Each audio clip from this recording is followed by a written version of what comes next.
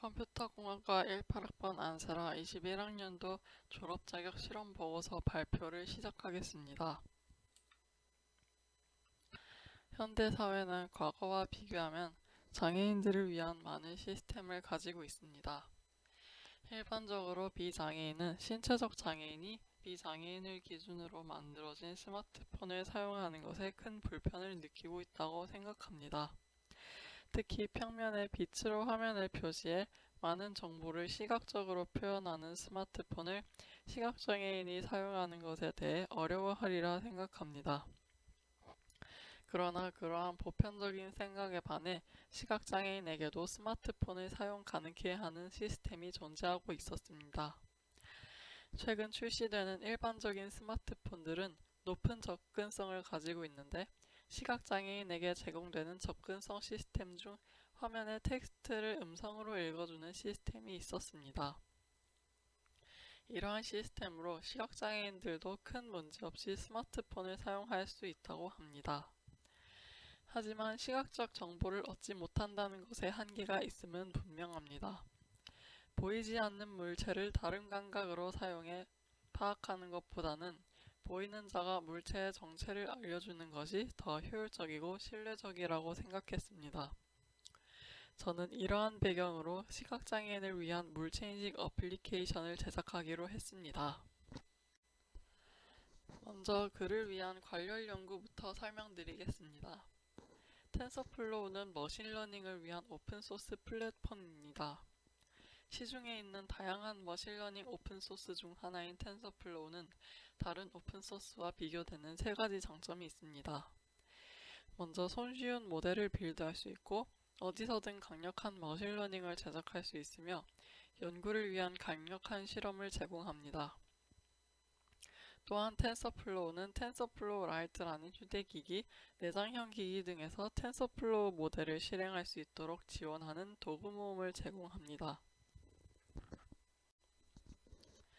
SSD 모바일넷 V1 코코는 물체인식을 수행하기 위한 SSD 네트워크, 즉 SSD 모바일넷을 기반으로 하는 인공지능입니다.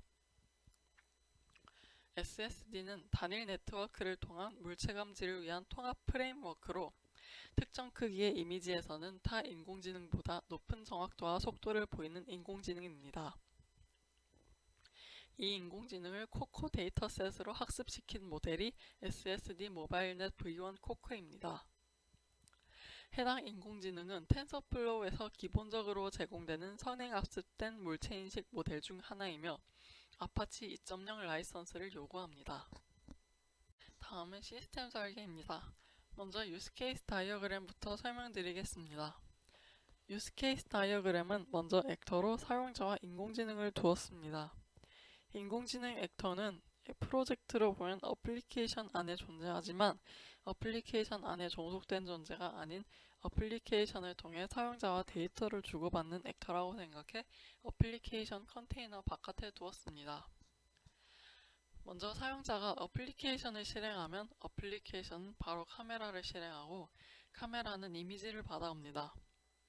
받아온 이미지는 텐서플로우 라이트 API의 도움으로 인공지능에게 전달하고 이미지를 전달받은 인공지능은 이미지를 분석해 이미지 속 물체의 이름을 얻습니다. 어플리케이션은 물체의 이름을 가져와 사용자 설정에 따라 출력 방법을 결정합니다. 사용자가 설정 화면에서 음성 안내 끄기 설정을 했다면 어플리케이션은 물체의 이름을 텍스트로 출력하고 음성 안내 끄기가 해제되어 있다면 물체의 이름을 음성으로 출력합니다.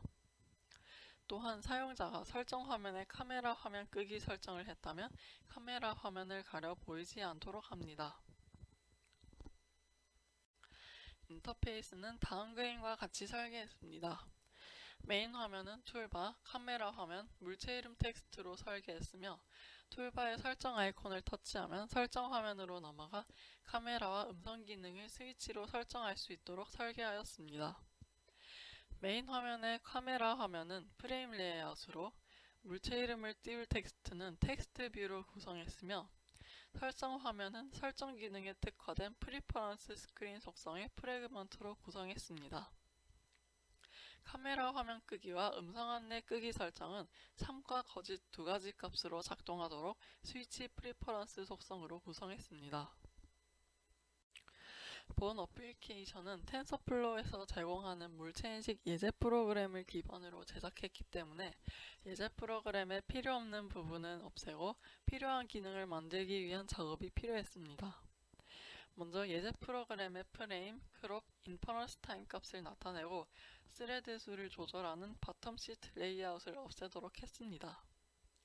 그리고 예제 프로그램은 이미 카메라를 활용해 촬영, 분석, 출력하는 부분까지 구현되어 있으므로 분석 후 출력되는 물체의 이름만 받아와 텍스트 투 스피치 API를 이용한 음성 출력과 텍스트 뷰를 통한 텍스트 출력을 설계했습니다. 다음은 실험 및 결과입니다. 실험은 모두 물체 인식과 안내가 정상 작동하는지를 목표로 두었으며 스마트폰 카메라로 마우스 물체를 촬영하는 상태로 진행했습니다. 먼저 아무 설정도 하지 않은 기본 상태에서의 실험입니다. 좌측 사진에 보이는 대로 물체 인식은 정상 작동하며 화면을 터치하면 음성으로 마우스 물체가 감지됨을 안내합니다. 두 번째로 음성 안내 설정을 끈 상태에서의 실험입니다. 마찬가지로 물체 인식은 정상적으로 작동하며 화면을 터치하면 음성이 나오지 않고 화면의 텍스트로 마우스 물체가 감지됨을 안내합니다.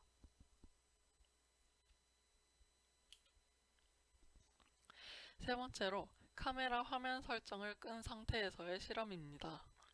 이 실험은 음성 안내 끄기 설정을 끈 상태와 켠 상태 두 가지를 실험했습니다.